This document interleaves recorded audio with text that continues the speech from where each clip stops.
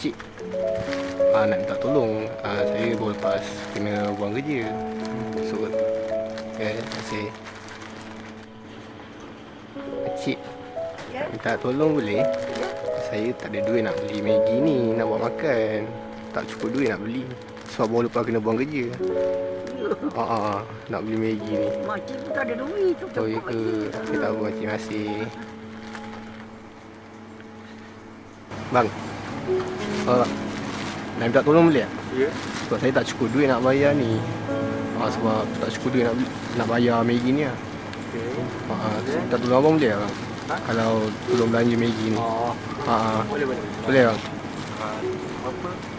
RM5.20. Tak apa bang. Susah ke abang pula. Okey lah. Abang.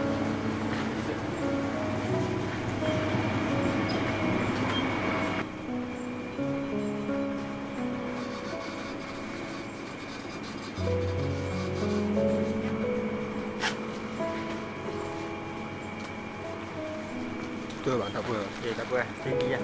Abang nama apa bang? Habis. Dah bang. Abang sini kerja dah lama ke? Lama lah. Bila saya tahu kenapa abang sudi tolong. Sebab saya tadi macam agak minta tolong lah. Ramai tak tolong. Tapi macam abang terus tolong. Saya memang nak kecil duit bang. Oh abang memang nak kecil ada ya. Memang nak kecil duit. Saya duit saya bayar balik. Dia saya pun faham je. Penat juga kan sia-sia abang bang. Sebab saya malu lah juga nak meminta.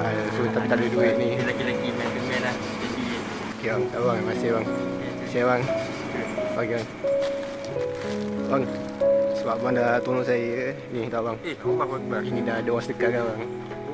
Ni dah ada orang infak kan. So saya sampaikan lah. Oh ya. Tak bang. Lah. Bang.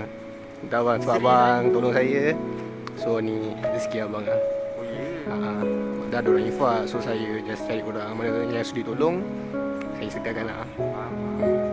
Susah agak sini. Dah bang, terima kasih bang. Terima kasih. Okay.